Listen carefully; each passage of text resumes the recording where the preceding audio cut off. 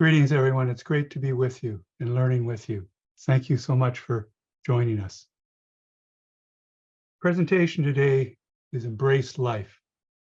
And we will have a period of meditation to help do that.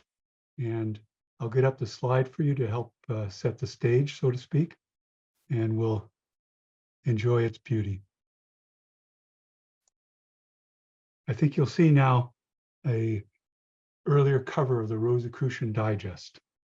And by way of introduction, I'd like to mention that in July 1981, the Rosicrucian Digest had an article by Grand Master Emeritus Robert E. Daniels entitled, "When Times Are Hard."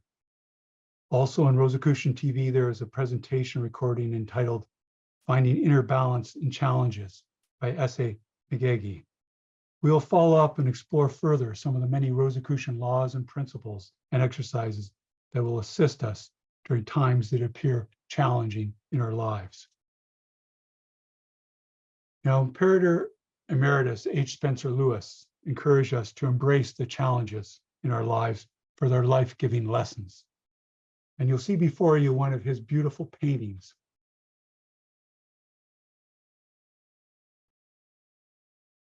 It's from the August 1936 Rosicrucian Digest.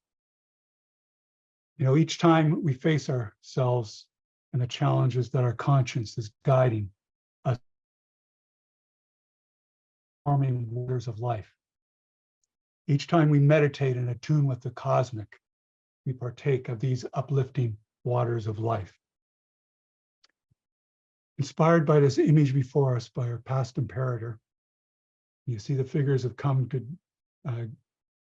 drink the water and also take it and store it. The fountain is a very profound symbol of our deep spiritual nature, resources through the divine within, which are so important in dealing with challenging situations. So as we prepare ourselves for meditation, let us be sensitive of the symbolism of this painting, its colors, the arches, the flowing water, the fountain, the two figures, the male and female polarity, and various other subtle features. So let us now ascend to the heights of the celestial sanctum and drink deeply the waters of life.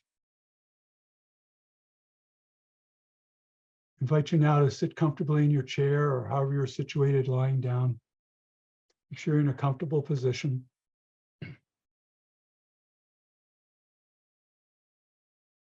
If you're seated in a chair, your feet flat on the floor, about 8 inches apart, have your hands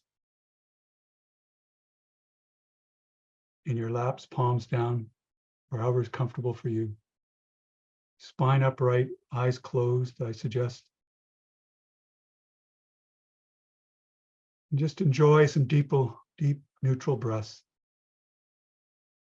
This time, neither holding the inhalation nor holding the exhalation.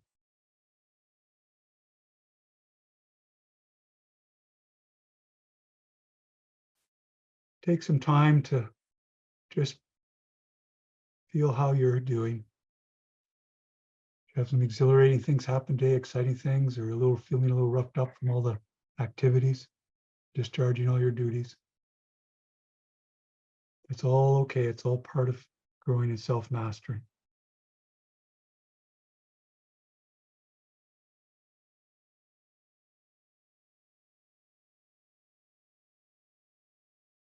Just think of this as a time as a mini retreat. Be recharged, rejuvenated.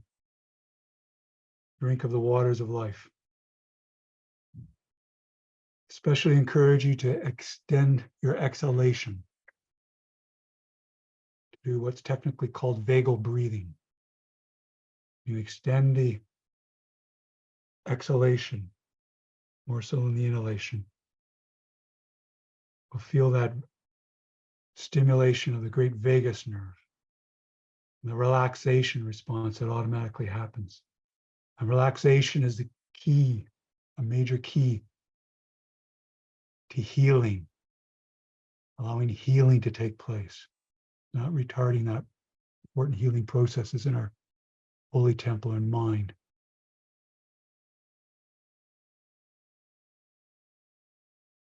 Just continue to enjoy the gentle rhythm of the breath. With each incoming of the breath, you may sense the increasing presence of the divine within, the master within, our true guide in life, always has been, always will be. As we grow up and mature, we become increasingly identified with the master within. When we receive impressions from the master within, it's with great intimacy and directness. It's more familiar than what's received by our sense impressions.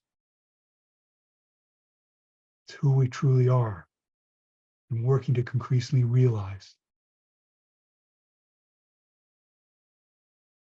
this astounding fact. As you breathe in and out, you may feel what Rosicrucians call the vital life force, the VLF, the enriching tingling, especially its positive polarity, the cosmic essence.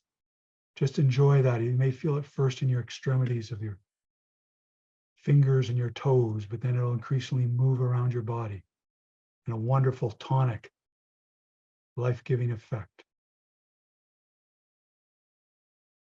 It's always available to us. As we mature and grow, we'll feel that tingling even more, because it's very much of who we truly are and what it is to be a human being.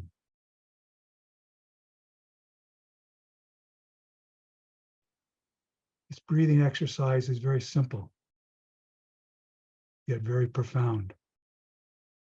It's something we can take throughout our day, not only when we rise, closed, sitting in meditation, but practice this concentration and breath, including the extension of the exhalation.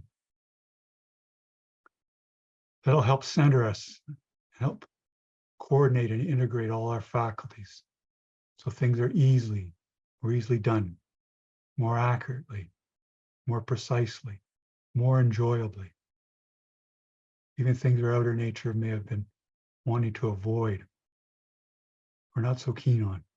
We'll see them in a new light when we approach this with the proper breath in the incoming of the master within, in its far more mature perspective.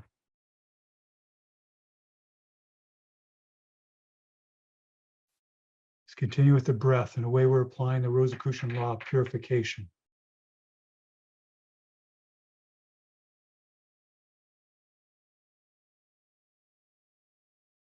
And the law of cosmic attunement. Soon we'll ascend to the heights of the celestial sanctum. Follow the instructions of the Rosicrucian booklet, Liber 777.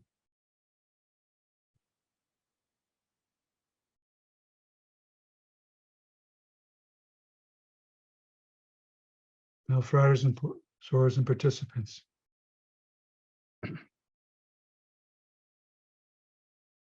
I invite you to say with me a prayer and invocation that will further enact the law of purification and the law of cosmic attunement.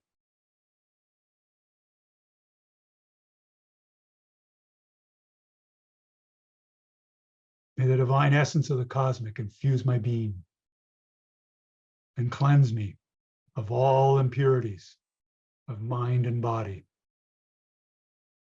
that I may enter the celestial sanctum and attune in pureness and in worthiness. So mote it be. Now, friars and sorors, let us use all our psychic ability and imaginative capacity to picture ourselves rising up wherever we're seated or lying down, up from the room where we're dwelling, or wherever we're situated, beyond our home or house or building, rising up over the neighborhood or local geographic area, taking in the beauty and novelty of the streets, the patterns, landforms, and nature. And keep rising up over our city or larger geographic area.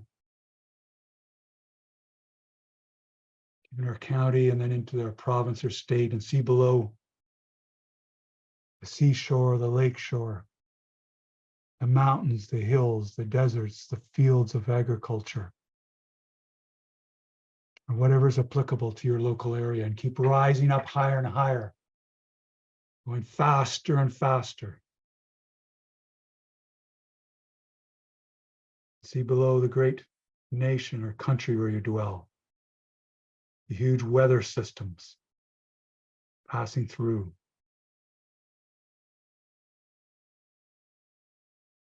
Radiate love and well-being down to all creatures and humans below. And continue to enjoy the exhilaration of the ascent faster and faster as you take in now the continent where you dwell.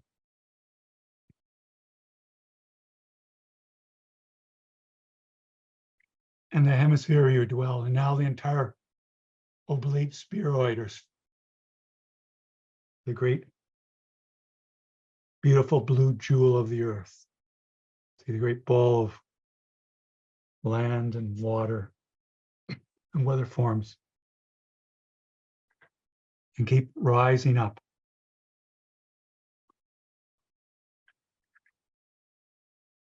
Taking in now the solar system and the great fiery ball of the sun.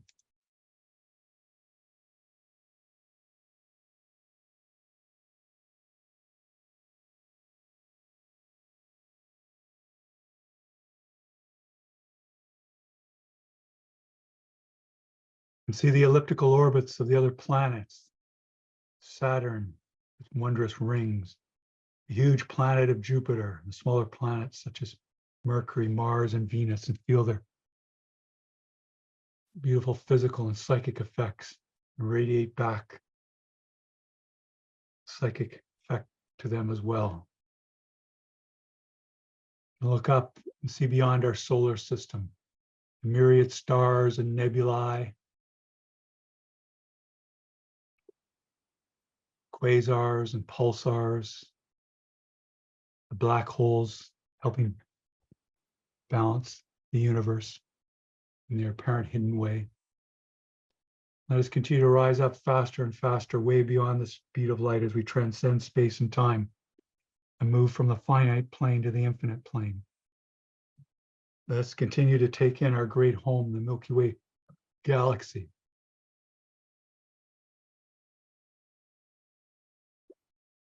And sense the great sea of vibrations, the cosmic. By the cosmic, the Rosicrucians refer to the cosmos, the universe, and all the natural and spiritual laws operative thereof, and the universal intelligence back of the cosmos. Let us exit right out from the Milky Way galaxy and see its great spiraling arms, the wondrous motion, the great harmony of the spheres, the great wondrous forms of music spoken of by ancient times. The music that artists back on Earth seek to imitate in their paintings and their musical compositions and other art forms. And look up and see other galaxies and stars and the wondrous and stupendous order of it all. And know as we move higher and higher up into the cosmos, the law of correspondence, we're moving deeper and deeper within ourselves, increasing contact with the divine within, the master within. And let us keep rising up higher and higher and see now not only individual galaxies, but what astronomers and astrophysicists refer to as clusters of galaxies, all revolving about a central axis within the great cluster. As we move faster and faster, we not only see many individual clusters, but start to sense that they are also within superclusters. And they're revolving about a great axis within the supercluster. As we continue higher and higher up, we see not only galaxies and myriad stars and nebulae, but the clusters of galaxies and many, many superclusters of galaxies. We continue to rise up faster and faster. way beyond the speed of light, enjoying the great sea of vibrations on the cosmic keyboard, the higher and higher octaves of vibration, which as we mature and grow, we learn to play that great cosmic keyboard, feeling our birthright in life and self-mastery. Continue to rise up higher and higher and sense now the stupendous action of the entire cosmos revolving about its central axis, spoken of since ancient times by mystics and philosophers. The cosmic axis that mirrors the axis of our spine in the holy temple of the body.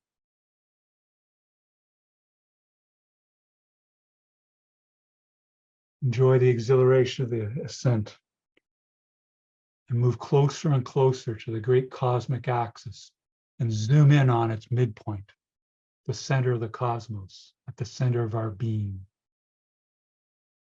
And when you reach that great midpoint of the cosmos, the midpoint of the cosmic axis, visualize there your celestial sanctum as described in the booklet Liber 777. In other words, visualize and picture there some inspiring sacred space unique to yourself. Maybe a Hindu mandir, or a Buddhist stupa, or a Christian cathedral, a basilica or church, a Jewish synagogue, or Islamic mosque, the Grand Temple of the Rosicrucians in San Jose, California, or maybe some inspiring place in nature like the stupendous view all around you of the cosmos, or some sacred grove or beautiful meadow, some inspiring seashore or lake shore, seeing the vibrations coming in, just like we've raised ourselves up in the cosmic keyboard, higher and higher octaves. Or a high vantage point like a mountain or hilltop, suggesting that cosmic perspective that we have from the heights of the celestial sanctum. Continue to fill in the sights and sounds and other sense impressions, psychic impressions. You may wish to see rising incense, suggesting the great rising up into the cosmic we've just made. Maybe beautiful stained glass windows or other depictions of Rosicrucian laws and principles, mystical laws and principles. You may wish to sense the presence of other seekers and others with us. This special time, this Department of Instruction webinar. You may wish to picture the visible masters and invisible masters that help tune us with the cosmic. You wish to also visualize grand masters of our order with the Imperator conducting a convocation at your sacred celestial sanctum. Just enjoy the exhilaration of being the center of the cosmos, the center of your being. Just like it was exhilarating to rise up to this high point of human consciousness. I think you'll find too the vital life force is even more charged in you now. And when you're ready, let go of your visualization. Apply the law of silence to dwell in peace profound.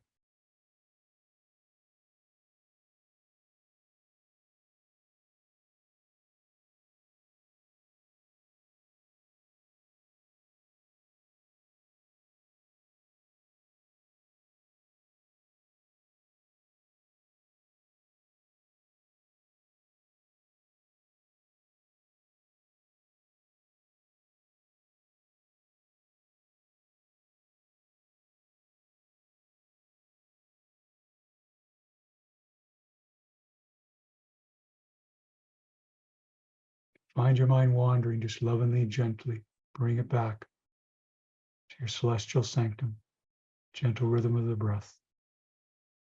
Increasing, surrendering and letting go the outer self, to commune with the divine within, imbued with it, increasingly realize it as our true nature, our true guide.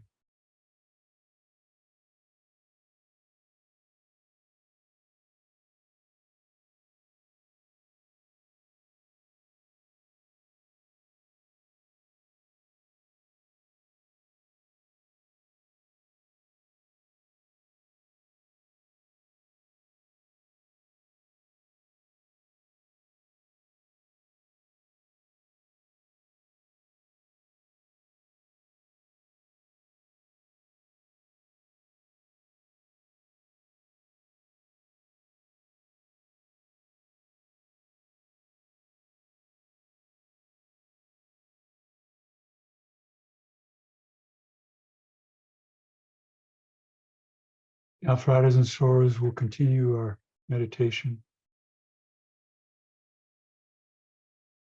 We conduct a related spiritual operation of the work and worship of the Rosicrucian Order Emmerich, namely that of sending metaphysical aid.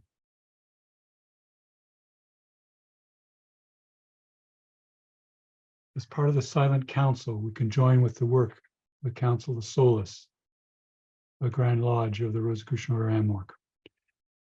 And from the center of our being, the assistance of the divine within, let us radiate love and well-being to all those who've petitioned our Grand Lodge for healing and guidance, and all those who have petitioned our affiliate bodies for healing and guidance, and all those you know who are in need of healing and guidance, and all those throughout the cosmos, all sentient beings,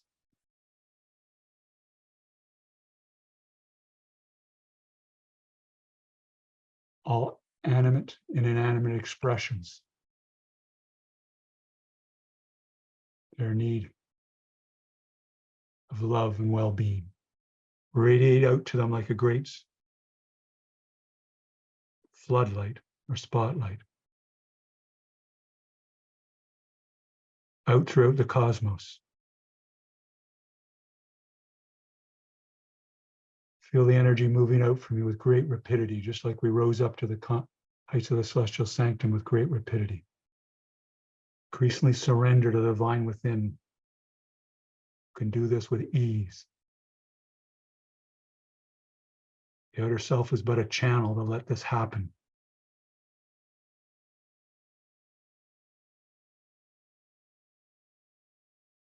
Feel the enrichment, the ennoblement. I think you'll find at a certain point you don't need to make any conscious effort anymore. Love and well-being is flowing out, and you may even feel the experience of it speeding up. You know it's reaching those in need. And when that happens, just continue to let go and surrender to the divine within as the love and well-being continues to flow.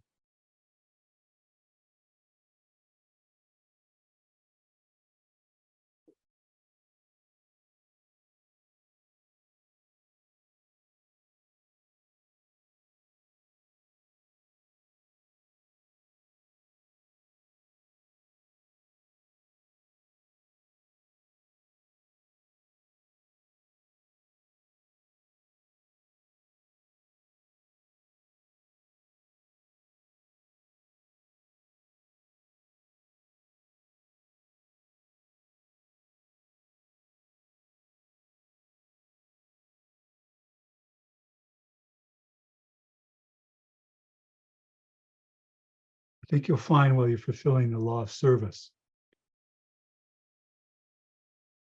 the cause and effect or the law of karma will be exacted.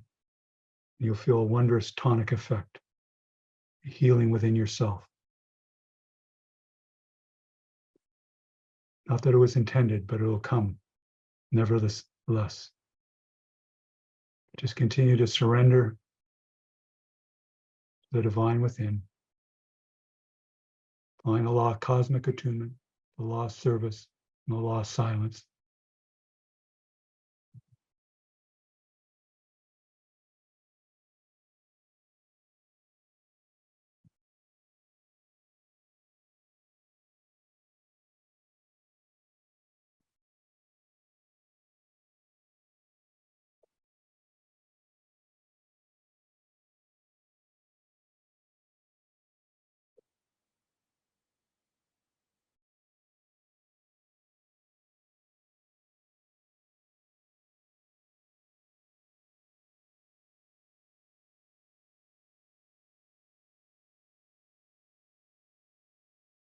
Soon, fratres and sorors and participants will formally conclude this period of work of the Silent Council in conjunction with the Council of Solace, but we'll continue our meditation. To conclude this period of metaphysical aid, I invite you to say with me, If it pleases the cosmic, it is done, so mote it be. And let us continue to dwell the heights of the celestial sanctum in peace profound, increasingly surrendering and identifying with the divine within and the cosmic mind. At one with the one.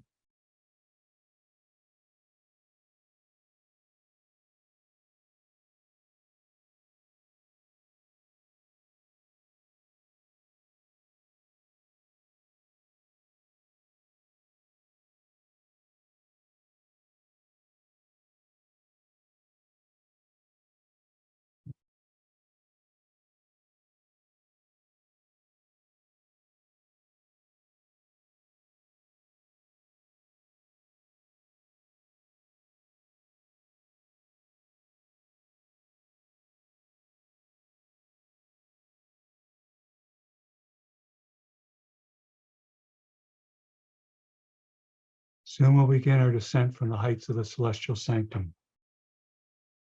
I think you'll find that the radiations of love and well-being are continuing, and it can be a way of life,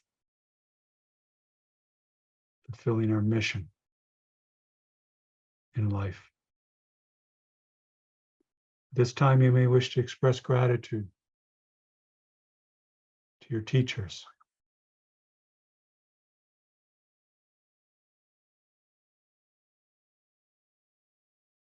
to all those who have loved you well, to all those who have sacrificed for your well-being.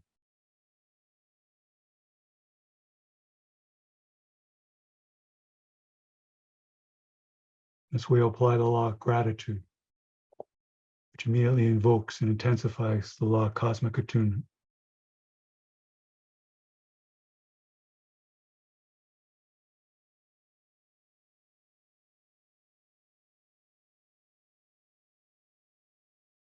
Now, fathers and sorors and participants, begin our descent now from the heights of the celestial sanctum,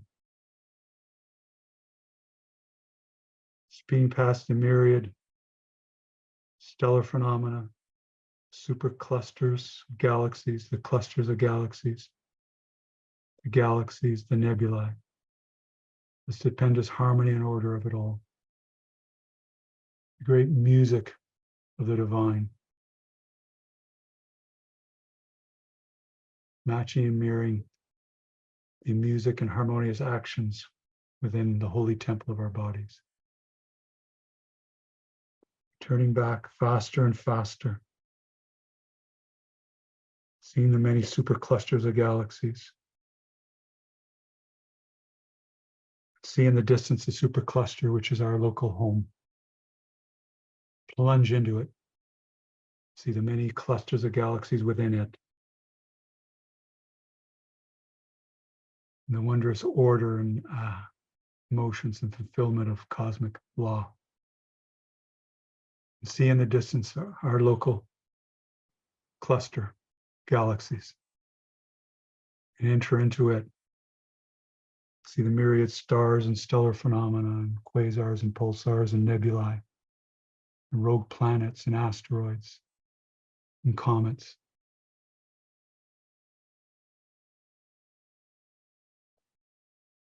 And see the Milky Way galaxy and enter into it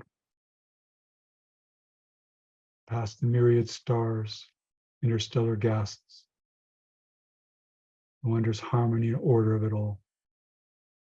We're in the great harmony and order within us.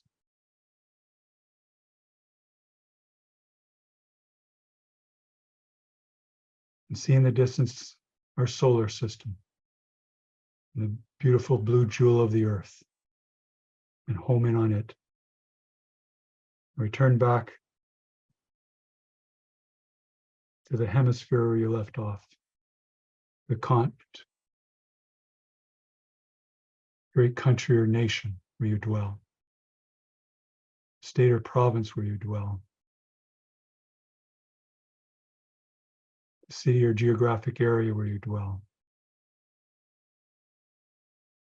Before we conclude our meditation, I invite you to say with me one further prayer and invocation. May the God of my heart, sanctified as the attunement of self, with the celestial sanctum, so mote it be. Let us continue down into our neighborhood, the local geographic area, back to our home or dwelling or building where we were, back to the room where we left off, feeling remade, rejuvenated, all the more able to fulfill the work and worship of the Rosicrucian Order Amorc in our mission in life. Fratres and sorors and participants, you may wish to open your eyes and stretch, and we'll continue with our presentation.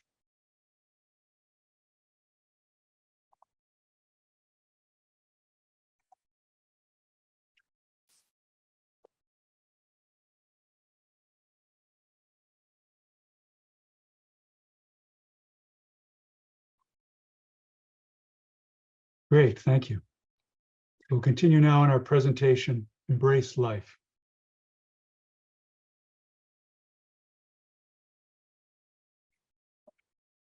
We are here on earth to learn.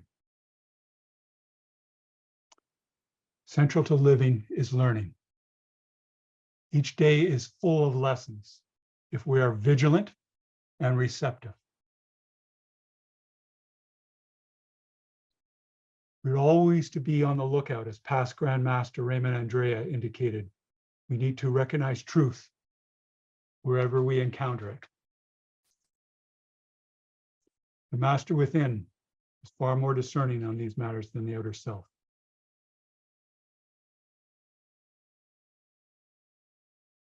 Embracing life, an important part of that is embracing challenges, as admonished by our past imperator H. Spencer Lewis in Drinking Deep the Waters of Life, just as we did during our meditation period. Now, when challenges come up in our life, they may be quite exciting, but they also may seem harder at first. It can seem like things we've never faced before.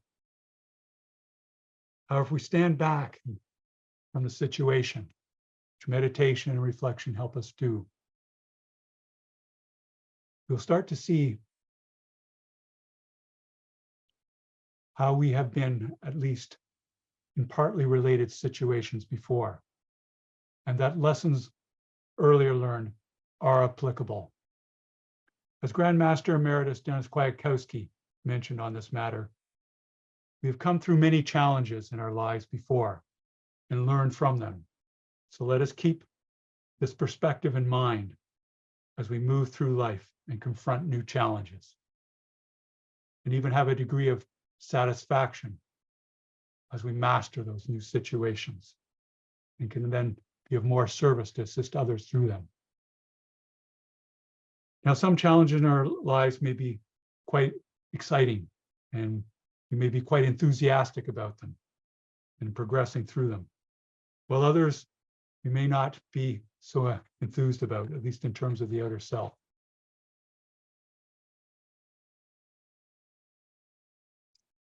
There's an important term here referred to as the terror of the threshold. And it's an important part of initiations in our lives into a new way of living and letting go of whatever is no longer harmonious. The outer self needs to welcome and not resist such challenges, and thereby learn important lessons of life. Indeed, the stronger the challenge, the greater the uplift and joy in its reframing and resolution ultimately. The alchemical crucible of experience will be heated up even more for the greater transmutation into more harmonious and mature living. It's then what we need to apply the Rosicrucian laws and principles more than ever. Meditate, visualize. Keep in mind the various exercises we've learned for the order. They're for these times as well as the more easier times in our lives. Reread our monographs. Think back. Where was those important things that are applicable to this situation? Use our imagination and creativity to find those points that we should review. We reflect in our time in our home sanctum The vibrations that are built up in it will help us, particularly challenging periods. This is also a particularly important time, as we're admonished in the monographs, but also by Imperator Emeritus Ralph M. Lewis, is a time then when we've done everything we can for ourselves to request cosmic aid. And the cosmic will be more than willing to assist us, because a master within knows that we're serious. We've applied ourselves well. We've been regular in our meditations and other exercises. And then surprising things can happen through the infinite resources of the cosmic. You see, we have to be careful in our lives that we don't become stuck or trapped unless we, for example, we may feel that we're trapped in our past by regret. You know, an important part of life is acceptance of what has happened. Learn from it and know a better way forward. We're all doing this. We need to let go, just like in meditation, we let go. That doesn't mean ignore. As we let go, our full faculties can come to bear on the concern or issue. Novel thoughts can come forward, intuitive impressions come to us, insights that grasp the whole arise. Once we've worked with the objective consciousness and subjective consciousness, then we can have these greater resources that are available to us through the subconscious mind and the cosmic mind. Then an accurate and mature perspective is realized, and we no longer indulge in regret. We can also be trapped in the future by anxiety. If the outer self is anxious about anticipated events or what is going to happen or we think is going to happen. In the holy temple of the body, this is a time to prolong our exhalations, as we've emphasized. It's a time in the mind to change our attitude from what we have to do to what we have the opportunity to do. In the heart, we can remember who we are and those touch-tone, uplifting experience we've had to realign ourselves to the bigger picture of living. It's part of the reason we had those experiences, those unlimited experiences, was to help us through apparently challenging times. We can also be trapped in the present in self-negativity, which is of no use. If we can let go of self-negativity, we'll find an immediate boost in mood. If we're feeling depressed, much of that will be let go. Meditation will help us to live in the present, not indulge in the self-negativity. But also we may be interpreting our life situation as unsatisfactory and even get the idea that it's beyond resolution. However, we need to remember then that our ingenuity and imagination are for seeing the way out of circumstances and not for wallowing in them. Our faculties are to work for us, not against us. Again, meditation, visualization, the various exercises of our order all do this for us, whether we're aware of it or not. However, we have awareness that that's happening, it'll add to their efficacy. Now, of course, it's best to deal with issues as they arise and not to ignore them, as the avoidance approach actually causes increased anxiety. It backfires, even if we do not consciously recognize that anxiety. For example, the holy temple of the body will feel the effects in pains and tensions. You know, often when we do meditation, we become more sensitive. We start to feel, well, there's more pains and tensions there. Well, they've been there all along. It's just now we're being more sensitive. And that's good, because when we're more sensitive of things, we have more capacity to heal them and transform them. Also, when we indulge in ignoring situations and increasing anxiety, we'll also feel less our true self and our mood will be lowered. You know, it's often noted that when we recover from diseases or ailments, that causes us to slow up and take time out, even lying in bed, for example, and let go of our usual routine.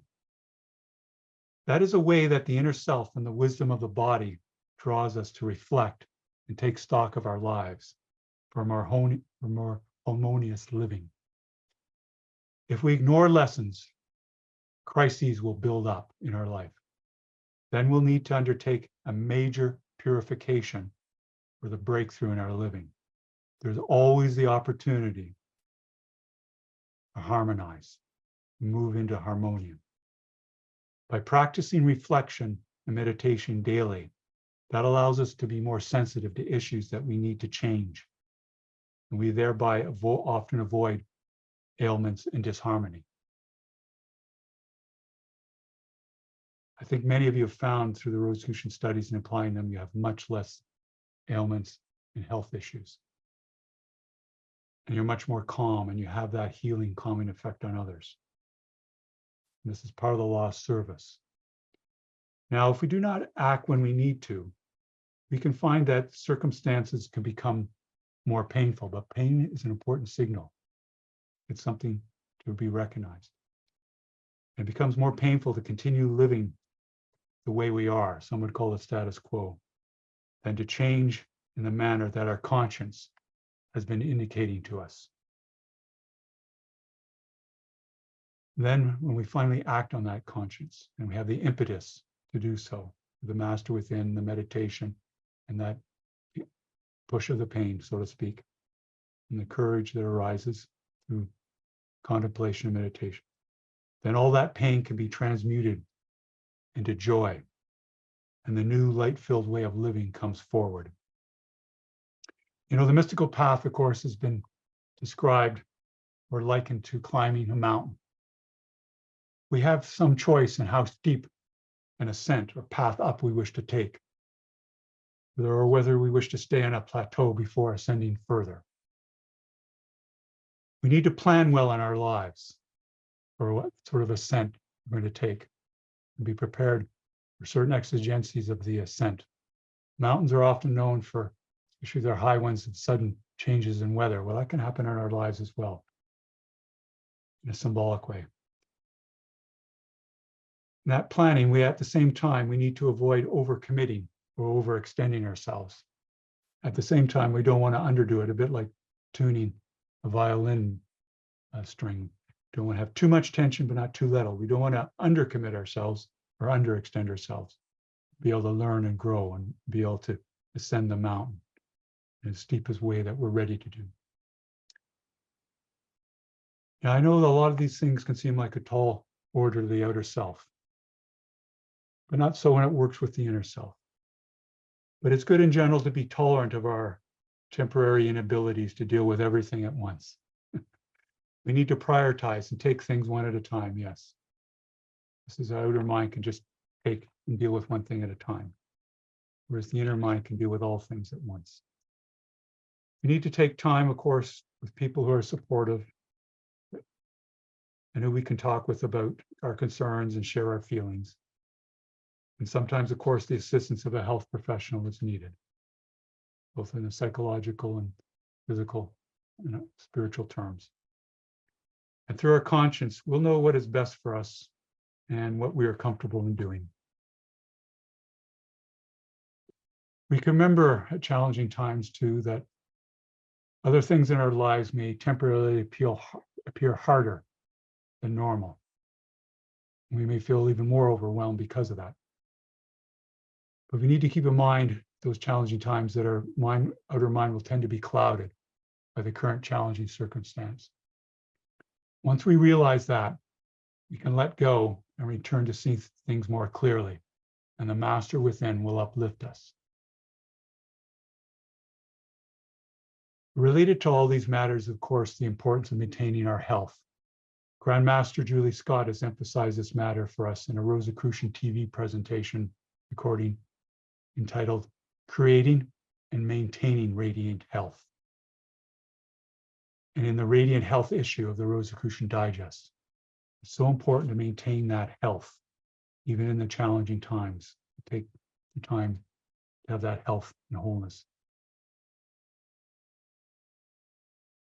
Related to all this, though, is that past Grand Master Robert E. Daniels emphasized that we need to learn not only from our painful experiences, but also our uplifting experiences, indeed all experiences. And also the traditional Rosicrucian, Sir Francis Bacon, pointed out the value in seeing matters in an extreme form that can help make plain the lesson that may have been otherwise subtle. So sometimes we can also take a degree of comfort when we're in challenging circumstances. That's often laying bare, just like an earthquake, important things that are under the earth or under in our subconscious and things that are now plain. But if we're sensitive in meditation, that's often not necessary. Also important matter in this is to get the big perspective. I know when I was taught to drive, it's important to get the big picture, to see where you are, to know how to act and plan as well as the immediate. And that, what is the general trend in our lives? I know those in the Department of Instruction look at, a student, what is not only what they're writing in about, but what's the general trend in their lives as they're attuned with. That's important for us to keep in mind, keep in perspective. This will give us more clarity in seeing a particular circumstance. We also need to look for recurrent patterns. Where are we acting like a broken record? Where are we overreacting? Those are telltale signs of things that are causing us undue suffering and important lessons to change. Indeed, the physical, mental, emotional, psychic, and overarching mystical and spiritual all need to be highly developed and balanced. And our challenges throughout life will deal with that. Matters. And physical lessons will generally have mental, emotional, psychic, and overarching spiritual lessons in them and related. Indeed, in all this, there's essentially only one human story. How do we hearken to the guidance of the master within, act on that guidance crucially, and then assist all beings in this process? This way we'll get the full lessons of life and have a degree of excitement and exhilaration in the journey.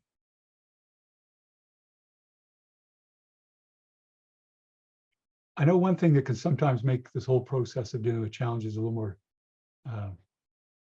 intriguing, let's say, is it causes and the realization of the effect may be immediate or take many years. In the latter circumstances, it may appear that there was no effect of concern. But you can keep in mind that there may be certain things we've done and they've gradually built up the effects, and we may not feel the effects until years later. But when we do meditation, one of the beauties of that is that we're more sensitive and we can often nip issues more in the bud, so to speak, before they've taken more hold. And then we can direct healing to them. It's true for many things, especially on the mystical path, as we've done something that's a little bit off course. It may have been contrary to our conscience. We'll tend to feel quicker and quicker the effect. Sometimes things take a little more time to build up, but as we become more sensitive on the mystical path, we'll get them sooner and sooner. And then they've been dealt with before they've had more disharmonious effects in terms of our health and well-being. Indeed, the laws of the subconscious mind need to be harmonious for impressions of the cosmic mind to come through clearly and regularly.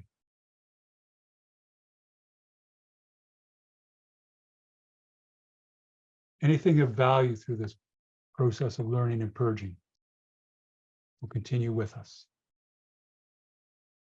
An important adage for us is to know thyself, the guidance from ancient Delphi. Albert Hubbard, who was very active in the early stages of this cycle of activity, the Rosicrucian order, Amorc, also said in complement with that, trust thyself. Indeed, confidence is crucial, and the master within is the ultimate source of that confidence. It is the great repairer in our lives. Through all these things, the uplifting challenges and the ones that are harder, the mature person understands him or herself from the larger perspective and wisdom of the cosmic and the macrocosm. They're revealed through these lessons in our meditations. And at the same time, knows that his or her experience is representative of all human experience. We're all going through this together, part of the one soul. I'm going to conclude shortly, but before I do that, I would ask Karen to please post the resources in the chat, and also to attach a PDF with the resources if you're inclined. I think you'll find it easiest to download and access the resources through the PDF. So in conclusion, I'd like to mention that by the law of transmutation, challenging experiences in our lives help us to enter in a new way of living and a new level of maturity.